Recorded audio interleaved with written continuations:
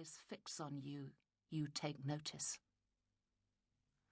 I have always wanted to lead with my eyes as well, but I have a prominent jaw, and when I grit my teeth, more often than I ought, for the world frustrates me, it tenses and sharpens like an axe blade. At a ball once, I overheard a potential suitor say he did not dare ask me to dance for fear of cutting himself on my face. I have never really recovered from that remark. It explains why I am a spinster and why I dance so seldom.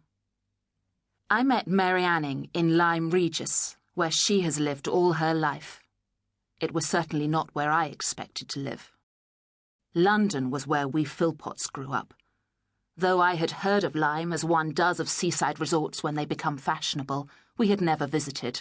We usually went to Brighton or Hastings during the summer. 2 years after our parents' death, however, my brother announced at dinner one evening his engagement to the daughter of one of our late father's solicitor friends. We kissed and congratulated John, and Margaret played a celebratory waltz on the piano. But in bed that night, I wept, as I suspected my sisters did as well, for our London lives were over. Once our brother married, there would be neither the place nor the money for us all to live at Red Lion Square. The new Mrs. Philpott would want to be mistress of her own home, and fill the house with children. 3 sisters was a surfeit, especially when Louise and I were destined to remain spinsters. Because we had little money, our looks and characters were meant to attract husbands, yet ours were too irregular to help us. Though her eyes brightened her face, Louise was very tall, far taller than most men could manage, and had large hands and feet. Moreover, she was so quiet that suitors were unnerved by her, thinking she was judging them. She probably was.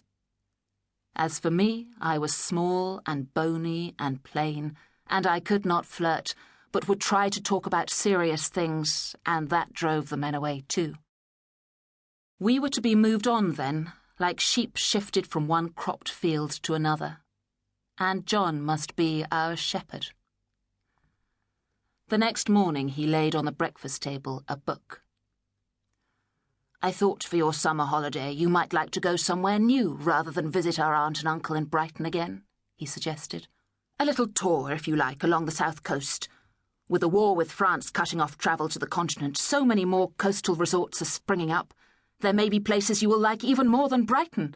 Eastbourne, perhaps, or Worthing, or further afield to Lymington or the Dorset coast, Weymouth or Lyme Regis.